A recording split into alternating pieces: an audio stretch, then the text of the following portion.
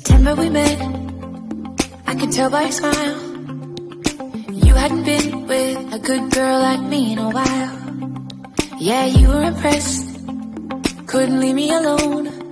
Text me every time that you pick up the phone. And I had control on the driver's seat.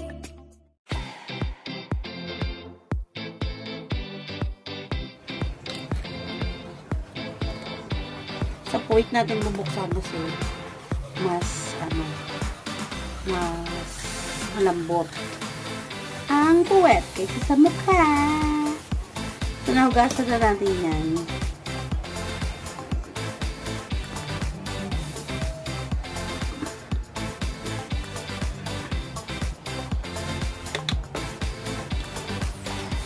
Yan. So, legit. Lahat talaga yung nilalagay.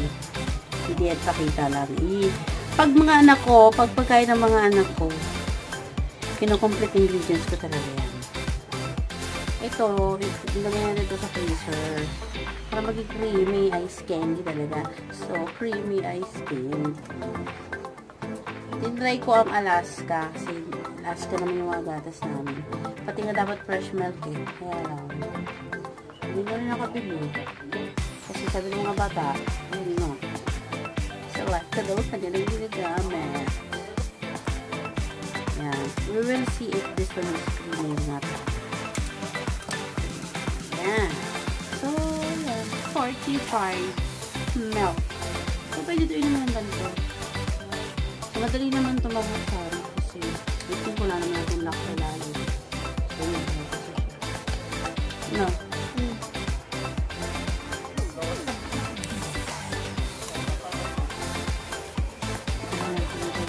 Unahin natin ito, gatas.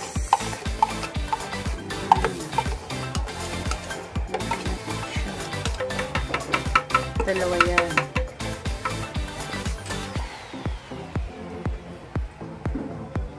And another one. Yan. Condensed milk.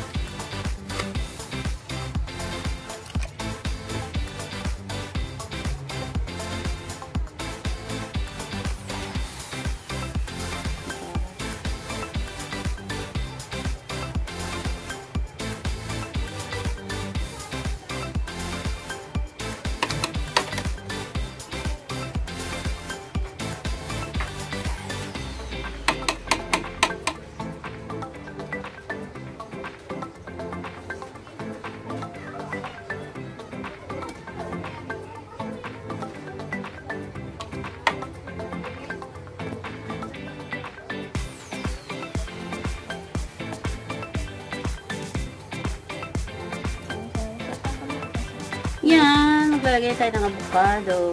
Yung una natin nilagay is itong mga tinatanggal natin. Yung iba kasi pinreserve na nila kasi nga nasa trabaho ako. So, hindi na ako naantay. So, pinreserve na lang nila. So, ito, yan.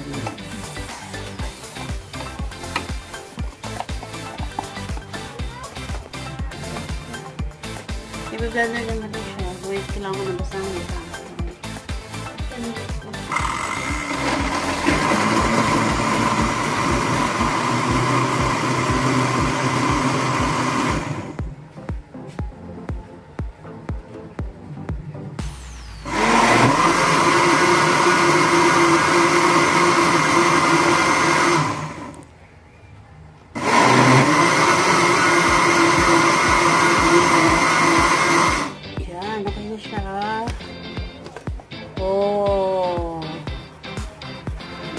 So, sasali natin siya sa mas malaking lalagyan.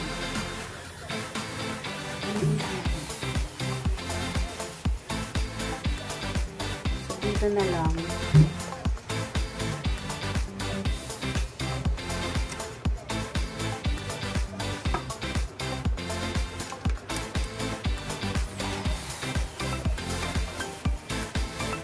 So, next batch.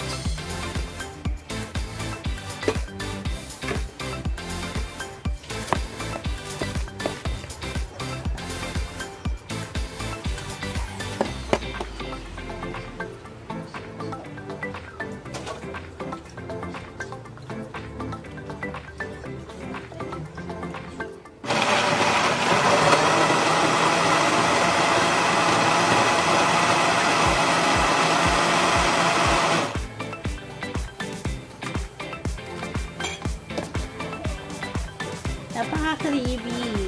Diba? Masarap ang merienda ng mga bata.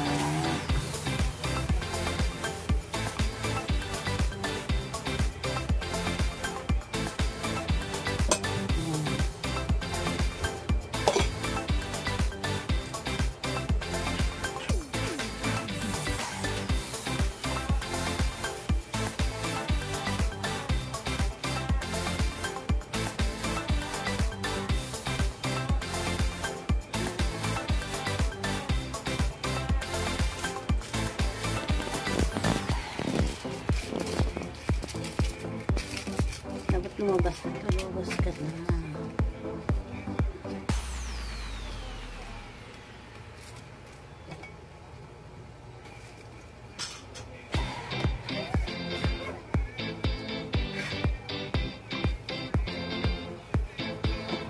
So, tag-iisang sandok pala.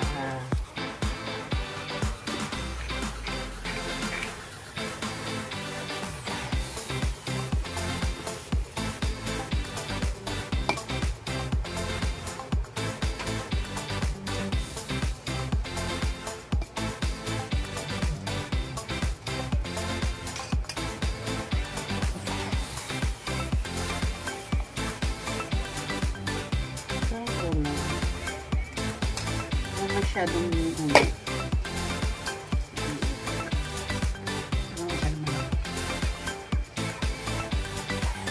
tambukiri.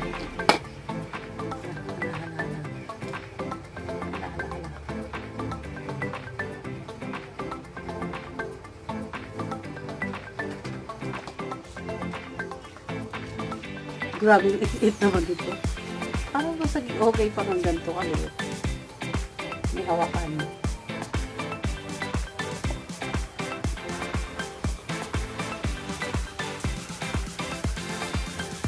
Sigurado ako pag lumamig yan, nung naligas na, hindi yan yung may ano be, tubig. Kasi wala naman siya talaga tubig eh. Creamy ice cream ang labas. Creamy ice cream mabuti.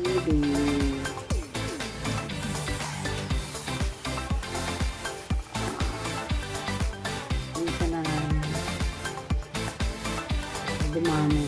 Joke lang. Ang hirap magbalot. Hindi na kailangan padamihingan at mga anak ko lang ang kakain. Hindi ako kailanman magtitinda ng ice candy guys. Or any ano. Kasi napaka luho ng aking mga ingredients. Pag yan ay ibebenta, hindi yan kayang bilhin dito ng ano, may 10 piso lang. Hindi lulusot ang ating ulam. At ang ating mga ano yun, wala rin kakayahan. Bili ng 10 pesos. Isang etlog na yun. Isang etlog na pwede nyo kainin ng 2 tao. Pag nagsisirap, kaya namin cost cutting. Isang itlog na tao.